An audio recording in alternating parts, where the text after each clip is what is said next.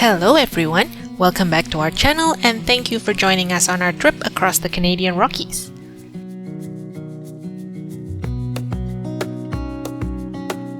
In our last video, we spent 2 nights in Canmore, and in this one, we made a day trip to the iconic Lake Minnewanka and the lively, vibrant town of Banff.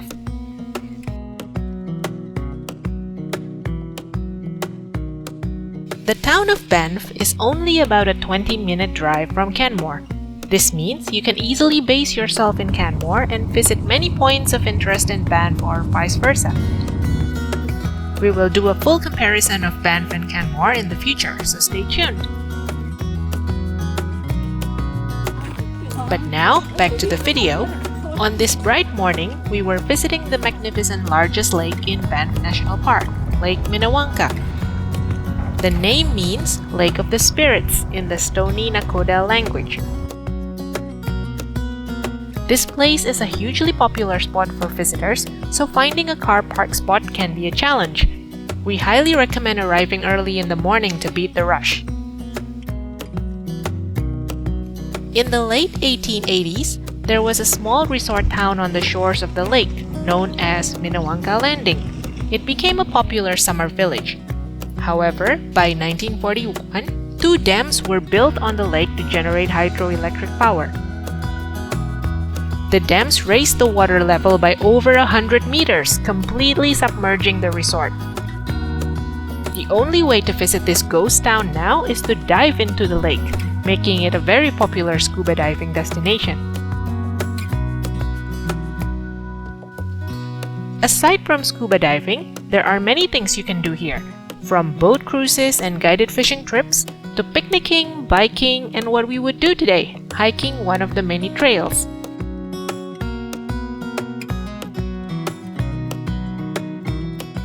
The easier trail leads to Stewart Canyon, following the Cascade River, one of the lake's water sources. If you are an experienced hiker looking for a more challenging route, you can continue beyond this point and tackle the Aylmer Lookout Trail.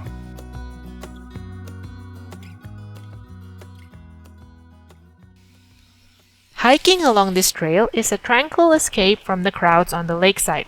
With the pristine water and the lush forest on each side, the trail offers a wonderfully calm atmosphere to simply enjoy nature.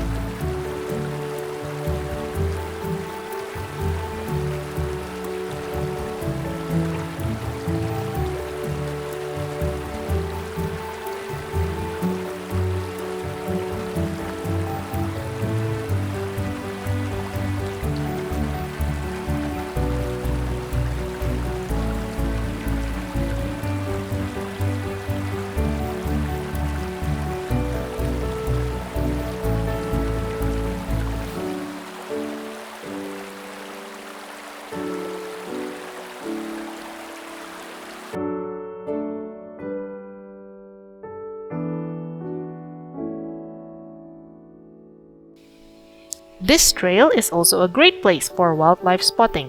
While we didn't see any animals, we did find some animal tracks on the way.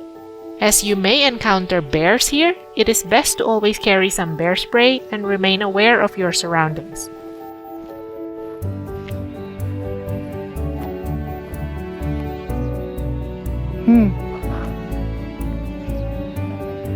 Ini had before ini, tapi lumayan gede. Lihat kukunya kayak begitu. Iya.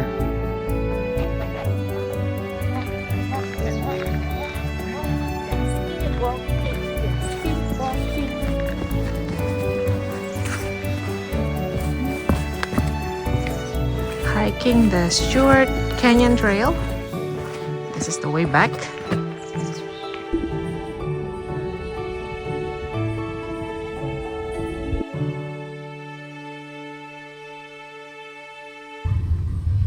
After a hot sunny morning, we took a drive along the scenic route to Tujek Lake. It's an ideal place for some paddling on the calm surface, surrounded by breathtaking scenery all around, especially the great Mount Rundle.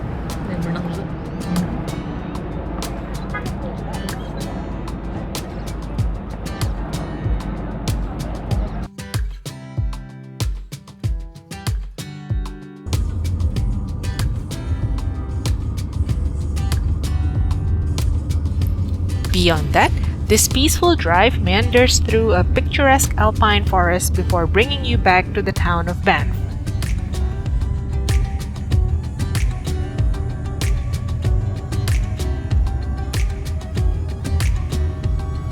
This UNESCO World Heritage Site is the heart of Banff National Park.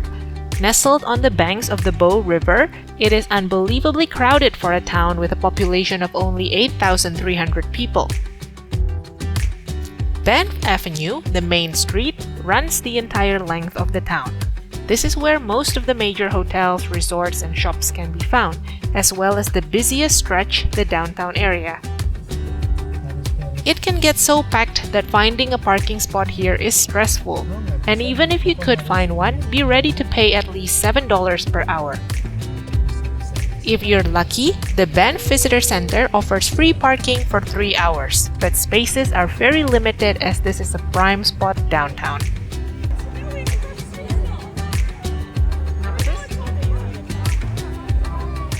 A tip for you, the largest free all-day car park is near the Banff train station. It's a 10-minute walk from downtown, but we feel it is a much better option than hunting for a spot.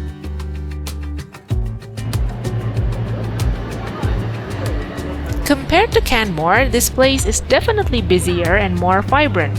Canmore is no less beautiful, but Banff certainly deserves its title as the most popular place in the national park.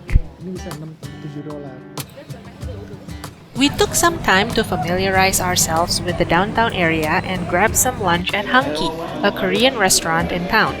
There is a wide variety of food here, and in our experience, most of the restaurants serve excellent food.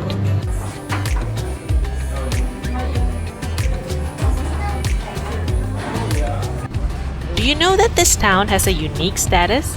While it has its own municipal government, it operates closely with Park Canada and has some very strict residential policies to ensure that the town functions as part of the national park. For example, you can't own a property if you don't reside in Banff, making sure there is enough space to support the population that builds the local economy.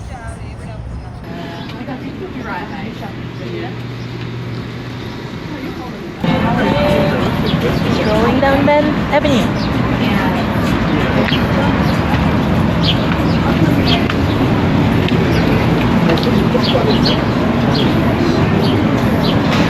It's pretty nice, isn't it?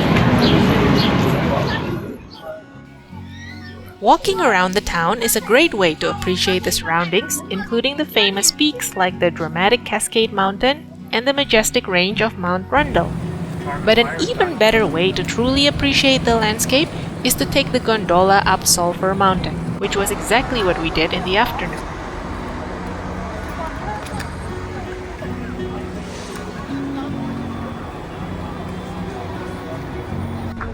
This place is one of the most popular tourist attractions in the town, and it can be a bit of a challenge for those who like to wing it. Given its popularity, tickets are often sold out, and to be safe, you might want to reserve them online days or even weeks before your visit. Another thing to consider is that the car park can fill up quickly. As the gondola station is located slightly outside of town, driving would generally be the preferred method. Here's a tip to get around that. You can ride bus route 1 from downtown to Sulphur Mountain. The bus comes every 20 minutes and will bring you to the gondola station in around 15 minutes. The same bus route will also bring you back downtown, and the last bus leaves the gondola station at 11 p.m., giving you plenty of time and flexibility. Here's the kicker: if you have already bought a gondola ticket for the day, just show it to the bus driver and you can ride the bus to and from the gondola station for free.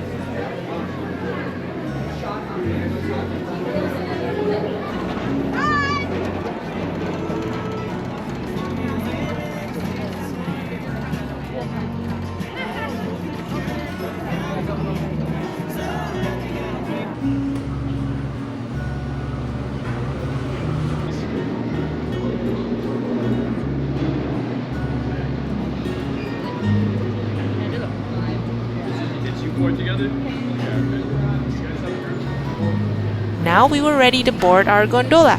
Come and join us on this 8-minute ride.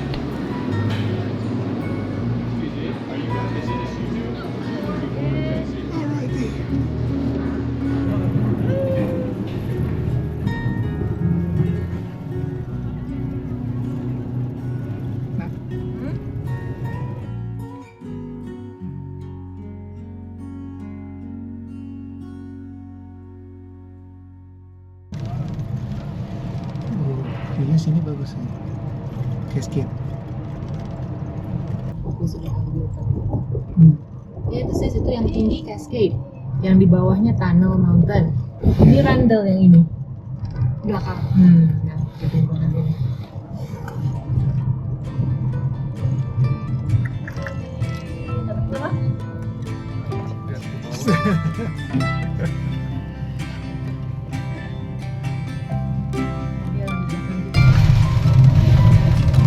We're in the gondola going up Sulphur Mountain.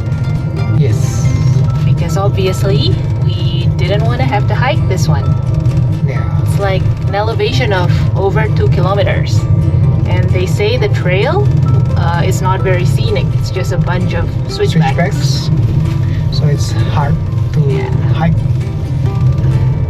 Are you excited to be going up? Extremely.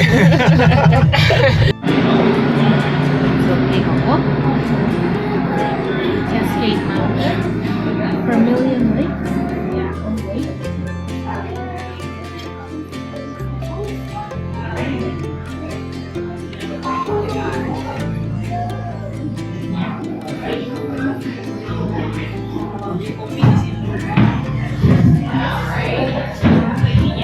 Boardwalknya apa nanti? Terserah.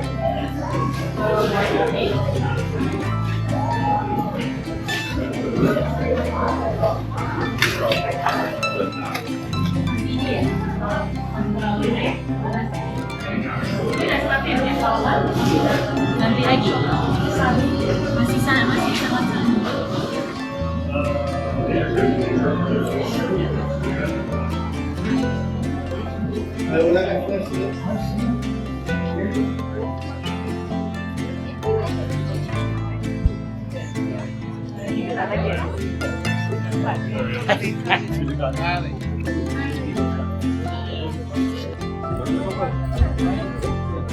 View from the top of Sulphur Mountain.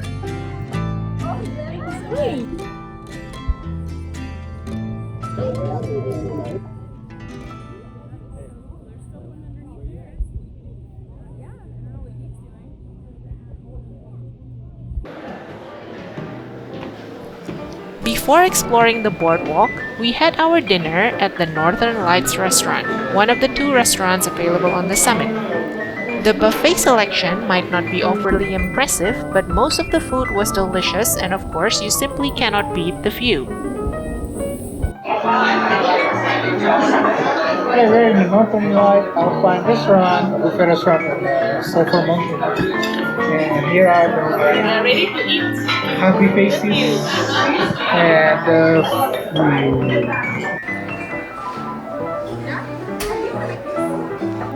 Maple baked salmon and total ini.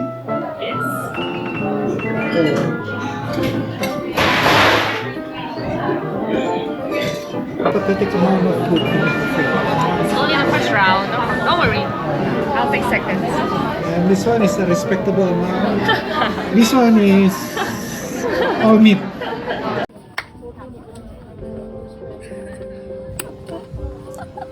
As the sun began to set, the temperature finally dropped to a friendlier level.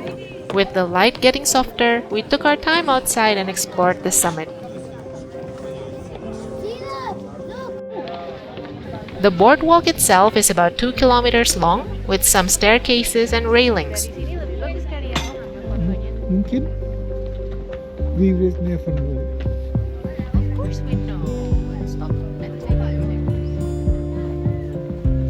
On this day, even with the clouds hanging in the sky, we were treated to a clear panoramic vista of the Bow Valley, the town below, and all the mountain ranges around it.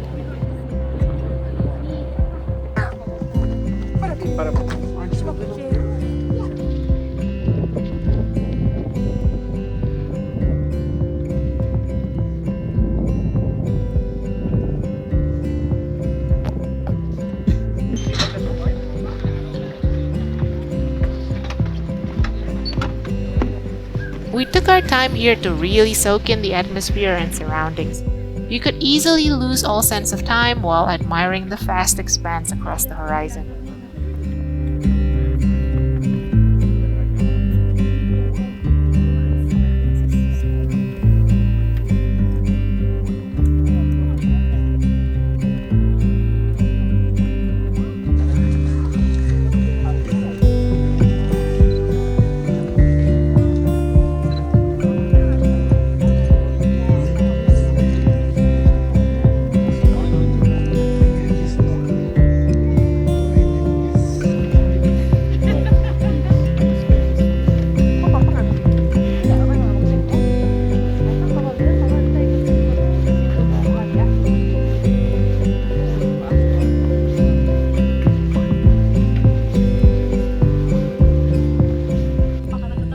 Time certainly flies when you're having fun, and suddenly it was time for us to make our descent and call it a day. So that's the end of our adventure for now. We'll see you again in our next video, won't we? Until next time!